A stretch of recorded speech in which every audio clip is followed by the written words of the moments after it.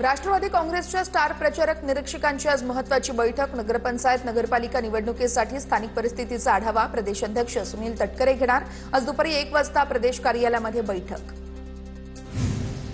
ठाकरेंच्या सेनेचे उपनेते अद्वै हिरेंचा पक्षाला रामराम। अद्वै हिरे आज भाजपात पक्षप्रवेश करणार। अद्वै हिरेंच्या पक्षप्रवेशाने नाशिकमधील समीकरण बदलण्याची शक्यता। अपूर्व हिरे, प्रसाद हिरे, तुषार शेवाळे हे देखील भाजपात पक्षप्रवेश करणार। अजित पवारांच्या नातेवाईकांना 500 कोटींचं हॉस्पिटल बहाल केलं जातंय का? अंजली दमानियांचा ट्विट करत सवाल। विरोध असताना देखील हॉस्पिटल पीपीपी या तत्वानं देण्याचा घाट घातला, दमानियांचा आरोप। तेरणा ट्रस्ट आता राणा जगजित सिंह पाहतात। तेरणा ट्रस्ट फक्त अजित पवार, सुनेत्र पवार यांच्यापुरता मर्यादित नाहीये। सुप्रिया सुळेंचं दमानियांना उत्तर।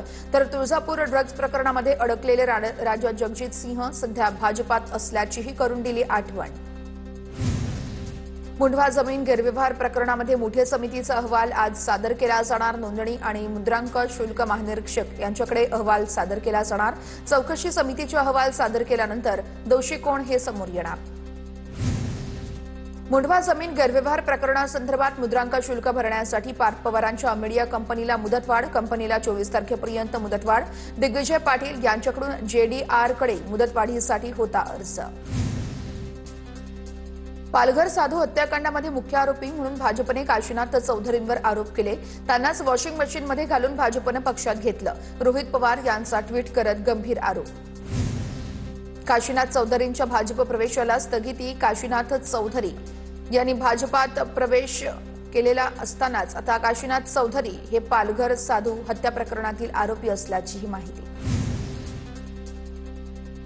भाजप पक्षप्रवेशाला स्थगिती दिलेल्या काशीनाथ चौधरी यांची आज पत्रकार परिषद। पालघरच्या उमरोळीमध्ये चौधरी पत्रकार परिषद घेऊन आपली भूमिका जाहीर करणार। काशीनाथ चौधरी कालपर्यंत त्यांच्यासोबत होते तेव्हा आरोप लावला नाही। संपूर्ण चौकशी करून निर्णय घेतल्याचं स्थानिकांनी सांगितलं। फडणवीसांचं रोहित पवारांना उत्तर। शिवसेना राष्ट्रवादी पक्षाची सुनावणी 3 वर्षांपासून सुरू। कोर्ट इतकं व्यस्त आहे की अजून निकालच दिला नाहीये। शिवसेना पक्षाच्या चिन्हाच्या सुनावणीवरून शर्मिला ठाकरेंचा निशाणा। दिल्लीमध्ये घडलेली घटना छोटी होती, मोठी घटना तर घडली असती तर लाखो लोक मृत्युमुखी पडले असते। दिल्लीतील स्फोट प्रकरणावरती गोविंदगिरी महाराजांचं मोठं वक्तव्य। रत्नागिरी शहरामध्ये 44 कोटींचा डांबर वापरलं गेलं नाहीये। उदय सामंतांनी 44 कोटींची बिलं जनतेला दाखवावी। ठाकरेंच्या सेनेचे माजी आमदार बाळ माने यांचा आरोप।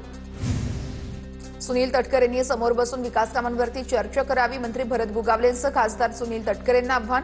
महाडमध्ये मला कुठेच विकास कामं दिसली नाहीयेत असं वक्तव्य तटकरेंनी केलं होतं। आरोग्य खात्यातील भ्रष्टाचाराचा पैसा निवडणुकीमध्ये वापरला। लवकरच आरोग्य खात्याचा भ्रष्टाचार बाहेर काढणार। काँग्रेस नेते सतीश पाटलांचा आरोप। तर दोघे मिळून भ्रष्टाचार बाहेर काढू। आरोपानंतर आरोग्यमंत्री प्रकाश आंबेडकर यांचं वक्तव्य। मुंबईमधील गोवंडी परिसरामध्ये पालिकेकडून 580 बेडचं शताब्दी रुग्णालय बांधण्यात आलं। हे रुग्णालय राणा जगजित सिंह पाटलांच्या तेरणा मेडिकल ट्रस्टला चालवण्यासाठी देणार असल्याचा आरोप अंजली दमानिया यांनी केला होता। महायुती सरकारला सार्वजनिक आरोग्यासोबत खेळू देणार नाही। शताब्दी रुग्णालयाच्या खासगीकरणाचा आम्ही विरोध करत राहू। काँग्रेस खासदार वर्षा गायकवाड यांचा ट्विट करत सरकारवर निशाणा। मुख्यमंत्री फडणवीसांकडून सरपंच संवाद उपक्रमांतर्गत राज्यातील सरपंचांसोबत ऑनलाईन संवाद। या माध्यमातून 23,000 सरपंचांसोबत मुख्यमंत्र्यांनी साधला संवाद। ग्रामविकासाशिवाय आपल्याला राज्याचा आणि देशाचा विकास होऊ शकत नाही। कार्यक्रमामध्ये बोलताना देवेंद्र फडणवीस यांची प्रतिक्रिया। उपमुख्यमंत्री एकनाथ शिंदे यांच्याकडून बाळासाहेबांच्या पुतळ्याला अभिवादन। दक्षिण मुंबईतील रिगल सिनेमा सर्कलमधील बाळासाहेबांच्या पुतळ्याला अभिवादन। बिहारमध्ये ज्या ठिकाणी प्रचार केला ते सगळे उमेदवार निवडून आले। जहां जाता हूं जीत के लेके आता हूं। उपमुख्यमंत्री एकनाथ शिंदे यांची प्रतिक्रिया।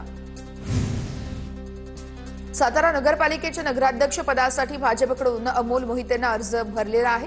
यावेळेस शिवेंद्रराजे उपस्थित होते, मात्र उदयनराजे अनुपस्थित होते। दोन्ही राजेंचं मनोमिलन झालेलं असतानाही उदयनराजे अनुपस्थित असल्यानं चर्चांना उधाण। परळी नगर परिषद निवडणूक महाविकास आघाडी म्हणून लढावी अशी आमची इच्छा होती। युतीसाठी शेवटच्या क्षणापर्यंत प्रामाणिकपणे प्रयत्न केले। परळीमध्ये युतीवरून सुषमा अंधारेंची प्रतिक्रिया। सोलापूरच्या अनगर पंचायतीमध्ये भाजपच्या 17 पैकी 17 सदस्यांची बिनविरोध निवड. राजन पाटलांच्या दोन्ही मुलांकडून फटाके फोडून जल्लोष. नगराध्यक्षपदासाठी भाजपकडून प्राजक्त पाटील यांच्या विरोधात अजितदादांच्या राष्ट्रवादीकडून उज्ज्वला थिटे यांचा थेट सामना. निवडणुकीमध्ये भाषण करताना जपून वक्तव्य करावे लागतात. एकही शब्द चुकून गेला तर मतदारसंघ तसेच संपूर्ण राज्याला फटका बसू शकतो. आमदार सुरेश धस यांचं वक्तव्य.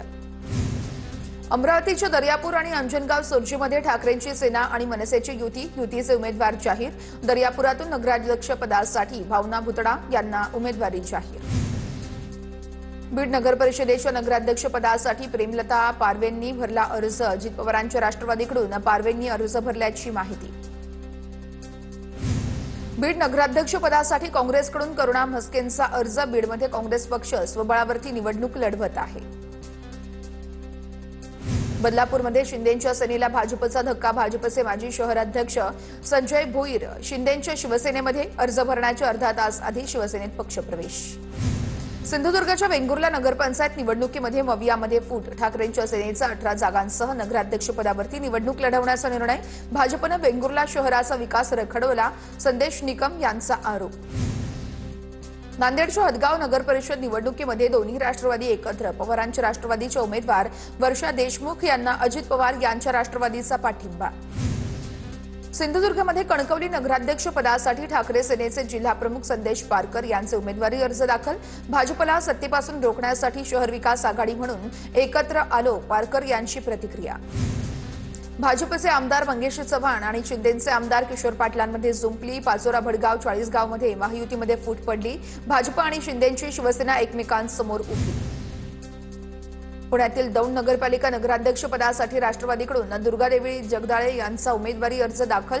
दौंड नगरपालिका निवडणुकीमध्ये राष्ट्रवादी आणि भाजपमध्ये लढत. तर 3 डिसेंबरला राष्ट्रवादीचाच नगराध्यक्ष होणार. माजी आमदार रमेश थोरात यांनी व्यक्त केला विश्वास. बारामती नगर परिषदेसाठी अजित पवारांच्या राष्ट्रवादीकडून सचिन सातव यांच्या नावाची घोषणा. राष्ट्रवादीकडून नगराध्यक्षपदाच्या उमेदवाराचा सस्पेन्स कायम ठेवण्यात आला होता.